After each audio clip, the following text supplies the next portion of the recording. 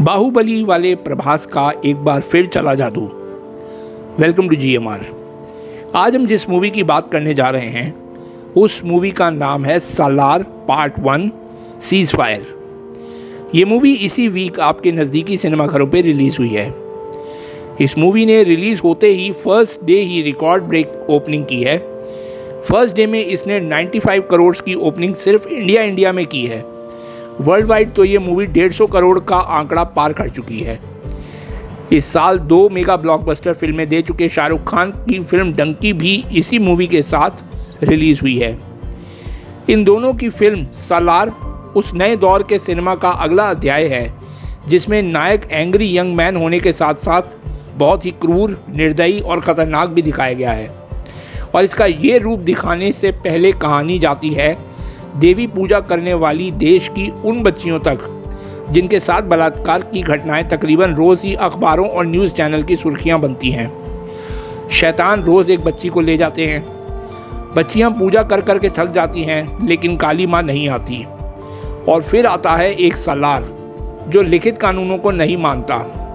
वह इन अत्याचारों की बलि चढ़ाता है और बन जाता है एक ऐसा नायक जिसके लिए भाषा, प्रांत और परंपराओं की सीमाएं सब टूट जाती हैं। लेकिन इस बार कहानी में उसका एक दोस्त भी है जिस पर हाथ डालने वालों का सालार हाथ नहीं काटता है उनका गला। खून खराबे वाली फिल्मों का दौर चल रहा है। फिल्म एनिमल को कोसने वाले लोगों के लिए फिल्म सालार सोशल मीडिया पर अपनी पहुंच बढ़ाने का एक और मौका देने जा रही है। यह फिल्म केवल एडल्ट्स के लिए है। हालांकि एनिमल की तरह यहाँ कोई नग्न दृश्य नहीं है। पूरी फिल्म एक ऐसी फिक्शनल यानी काल्पनिक कहानी है जिसके सिरे 1917 से 2017 तक के कालखंड में फैले हुए हैं। ये एक काल्पनिक दुनिया है। पूरी फिल्म जिसका नाम खानसार जैसी जगह है उस पर बेस्ड है जिसे 1947 में इसमें रहने वालों ने ही भारत के नक्शे से मिटा दिया था। लेकिन कल्पनाओं के घोड़े इस फिल्म को लिखने वालों ने ऐसे खोले हैं कि इस कहानी को अमेरिका से ले जाकर पूरे देश में फैला देते हैं। तिनसुकिया असम में अपनी शिक्षक माँ के साथ रहने वाला वेदा यानी प्रभास अपनी माँ को दिया वचन निभाने के लिए हिंसा से दूर रहे। लेकिन एक दिन एक युवती यानी श्रुति हसन अमेरिका से आकर 25 साल से शांत पड़ी इस कहानी में हलचल मचा देती है। उधर खानसार में भी सत्ता संघर्ष जारी है। कुर्सी पर बैठा राजा मन्नार यानी जगपति बाबू एक खुफिया सूचना की पुष्टि के लिए कुछ दिनों के लिए बाहर जाता है। उसकी बेटी राजसत्ता संभालती है और फिर यहाँ से शुरू हो जाते हैं जानलेवा षड्यंत्र। फिल्म सालार अपनी मेकिंग में एनिमल से भी ज़्यादा भयानक, उससे भी ज़्यादा हिंसक और उससे भी ज़्यादा विभत्स है। वीडियो गेम जनरेशन को ऐसी ही फिल्म बड़े पर्दे पर चाहिए। वे मोबाइल, कंप्यूटर, यहाँ तक कि घर के बड़े टीवी पर भी ये हिंसक वीडियो गेम खेल कर अब बोर हो चुके हैं। वे इन अनुभवों को अब IMAX पर्दे पर लाइव देखना चाहते हैं। KGF सीरीज़ की फिल्में बनाकर लेखक निर्देशक प्रशांत नील ये तो समझ ही गए होंगे कि इतिहास में कल्पनाओं की कहानियाँ ले जाकर भारतीय दर्शकों को अच्छे से रिझाया जा सकता है। खासकर तब जब इसमें एंग्री यंग मैन जैसा एक तड़का हर भाषा के प्रांतों में खूब पसंद किया जाता हो। प्रशांत नील ने इस बार गेम ऑफ थ्रोन्स जैसी कहानी रची है।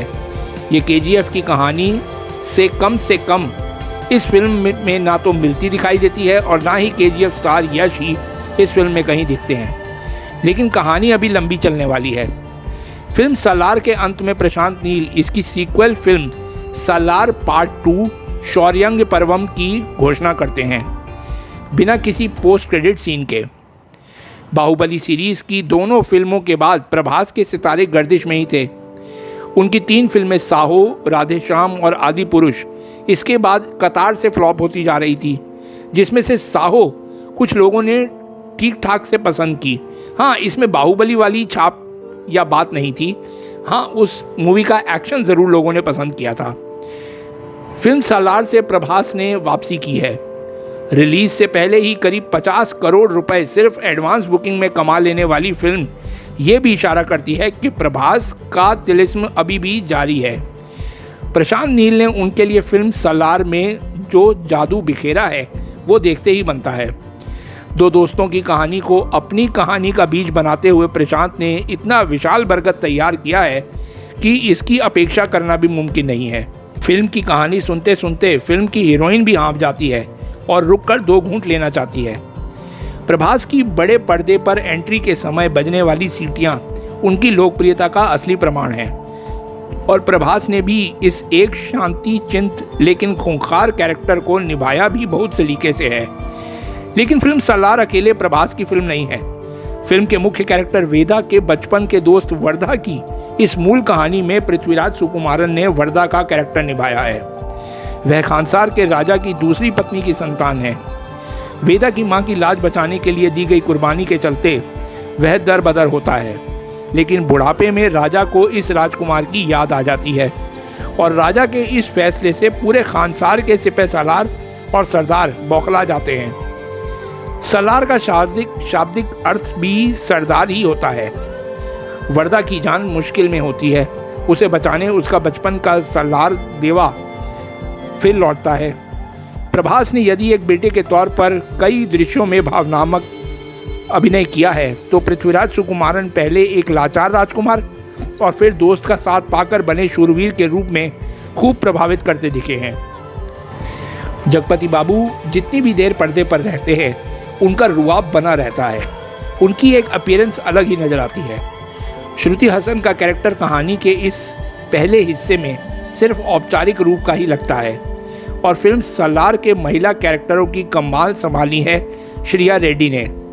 श्रिया रेड्डी ने सियासत की चौसर पर तमाम पुरुषों कैरेक्टरों के बीच एक महिला कैरेक्टर को बहुत ही दमदार तरीके से निभाया है।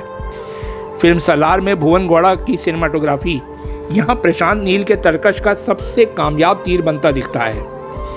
अभिरंबू के सांस रोक देने वाले एक्शन डायरेक्शन में एक अलग ही सोच नजर आती है। विदेशी लोकेशनों की हवाई फोटोग्राफी की सेट पर शूट किए गए दृश्य में पिरोकर एक काल्पनिक दुनिया का हिस्सा बना देने वाली फिल्म की एडिटिंग करने वाले उज्जवल कुलकर्णी का कौशल भी बड़े तारीफ के काबिल लगता है। फिल्म की हिंदी डबिंग भी काफ़ी प्रभावशाली है। ये बात और है कि सालार की हिंदी पट्टी की भी लोकप्रिय फिल्म बनाने का पूरा दमखम रखती है। हाँ, अगर फिल्म में दिया रवि बसरूर का संगीत भी थोड़ा और बढ़िया होता तो फिल्म पूरे 4 स्टार पाने लायक जरूर बन जाती, लेकिन फिल्म का बैकग्राउंड म्यूजिक बहुत ही बढ़िया है। तो ये तो था मेरा रिव्यू इस मूवी को लेकर। आपका नज़रिया अलग भी हो सकता है, विच इज़ कम्प्लीटली हेल्दी। ये वीडियो आपको कैसा लगा हमें कमेंट करके ज़रूर बताइएगा। वीडियो अगर आपको पसंद आए तो इसे लाइक कर दीजिएगा। चैनल पे अगर नए हैं तो प्लीज़ इसे सब्सक्राइब कर लीजिएगा। Well that's all for this video. मिलते हैं आप लोगों से अपनी नेक्स्ट वीडियो में। Till then, good bye, thank you.